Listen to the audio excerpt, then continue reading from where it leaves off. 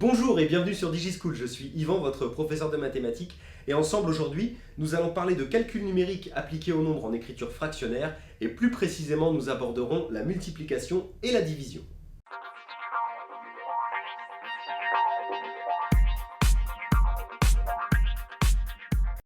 Commençons par l'addition et la soustraction. En ce qui concerne les nombres en écriture fractionnaire, et contrairement à ce qu'on pourrait penser, l'addition et la soustraction sont en fait les deux opérations dont il faut le plus se méfier. Il va y avoir deux cas de figure qui vont se présenter à nous.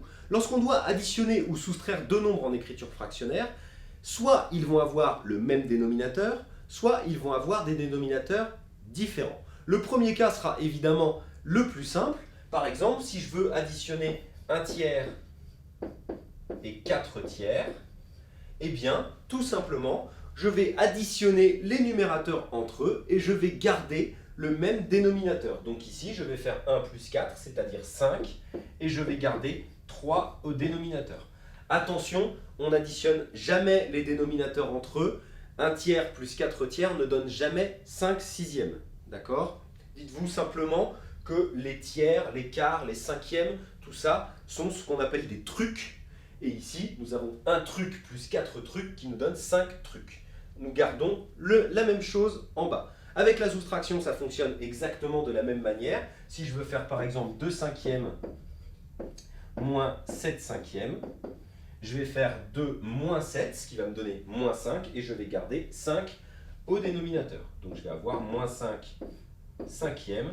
Comme la fraction est une division, cela veut dire que ça nous donne 5 divisé par 5, c'est-à-dire 1, donc moins 1.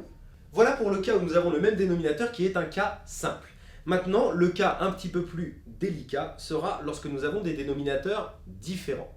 Ce qui veut dire qu'avant de pouvoir effectuer notre addition ou notre soustraction, nous allons devoir faire ce que l'on appelle une mise au même dénominateur sur chacune des deux fractions. Prenons un premier exemple.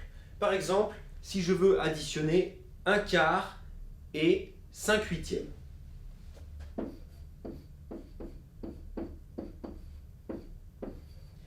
Je constate qu'ici j'ai deux dénominateurs différents, donc si je veux appliquer la règle précédente où il s'agit d'additionner les numérateurs seulement et de ne pas toucher au dénominateur, je me retrouve coincé, puisque je vais faire 1 plus 5, ça va me faire 6, mais le 4 et le 8, je ne sais pas lequel il faut que je choisisse. La réponse est qu'il ne faut en choisir aucun des deux. Nous avons d'abord un travail préliminaire à faire qui consiste à transformer une des deux fractions ou les deux afin que les deux fractions se retrouvent sur le même dénominateur. Ici, nous pouvons remarquer facilement que pour passer de 4 à 8, c'est très simple, il nous suffit de multiplier par 2.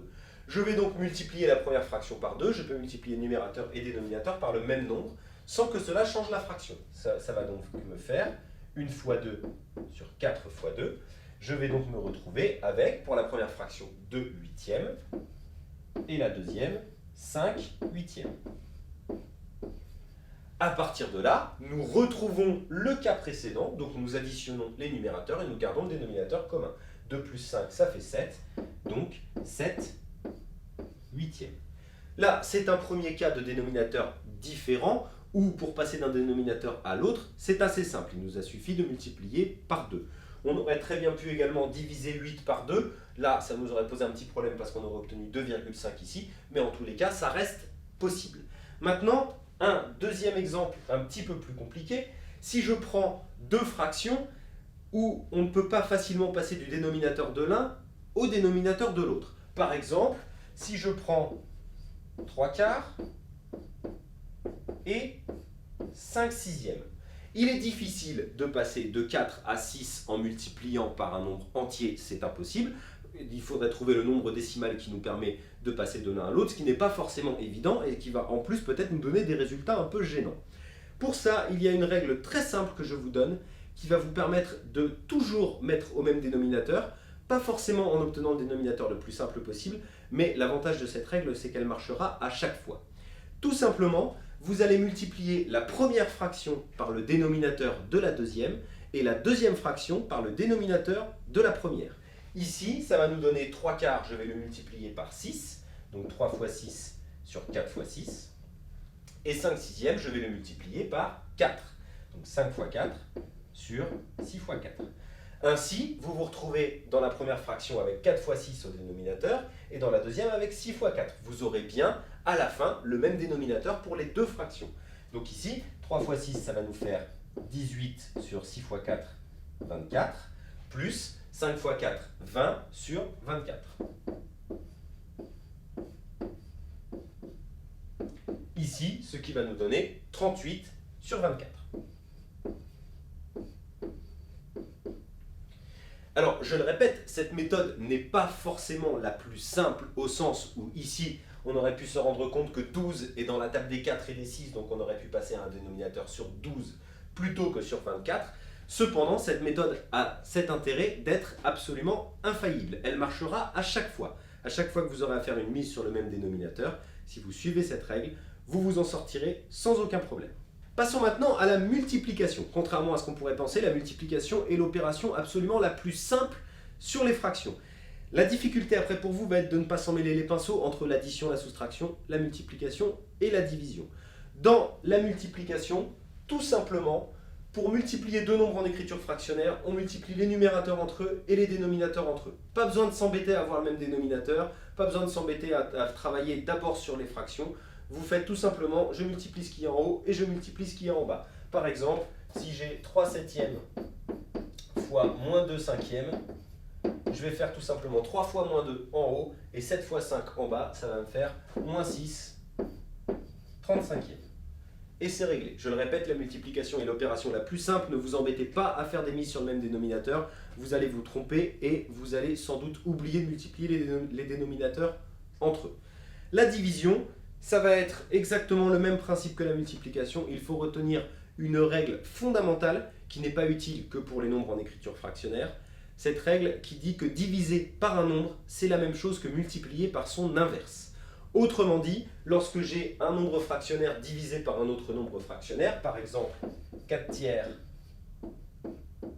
divisé par moins 3 huitièmes, divisé par moins 3 huitièmes, ça revient à multiplier par l'inverse de moins 3 huitièmes. L'inverse, je vous le rappelle, c'est tout simplement la même fraction, mais retournée. On échange le rôle du numérateur et le rôle du dénominateur. Ici, ça va nous donner 4 tiers qui ne bougent pas. Le premier nombre ne bouge jamais, ça c'est une règle fondamentale également. Le divisé se transforme en multiplié.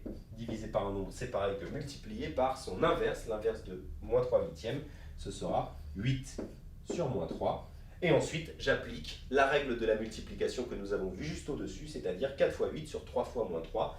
8 fois 4, 32 sur 3 fois moins 3, moins 9.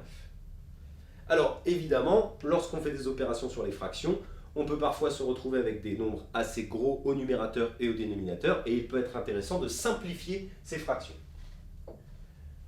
Simplifier une fraction, c'est très simple. Il suffit de trouver des diviseurs communs au numérateur et au dénominateur, et de diviser ce numérateur et ce dénominateur par ces diviseurs communs. Vous avez plusieurs manières de présenter les choses. Je vais vous présenter deux possibilités. Par exemple, si je veux simplifier la fraction 25 quinzièmes, 25 quinzièmes, je me rends très rapidement compte que 25 et 15 sont tous les deux dans la table des 5, donc je peux diviser numérateur et dénominateur par 5. Donc ça va me donner 25 divisé par 5 sur 15 divisé par 5, c'est-à-dire 25 divisé par 5, 5, 15 divisé par 5, 3. Voilà la version simplifiée de 25 quinzièmes.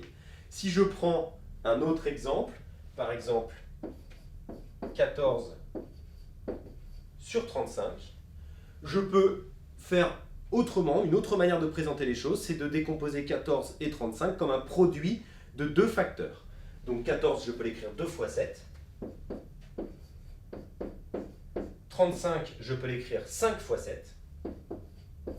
Et ensuite, je peux barrer ce qui est à la fois au numérateur et au dénominateur dans un produit. Ici, je vais pouvoir barrer 7, ce qui me donne 2 cinquièmes.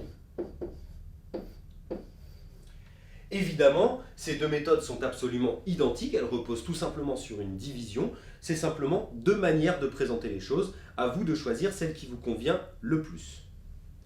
Cette vidéo est maintenant terminée, j'espère qu'elle vous aura été utile. Je vous invite maintenant à visionner la vidéo suivante dans laquelle nous aborderons la multiplication et la division pour les nombres en écriture fractionnaire. Et moi je vous dis à bientôt sur DigiSchool.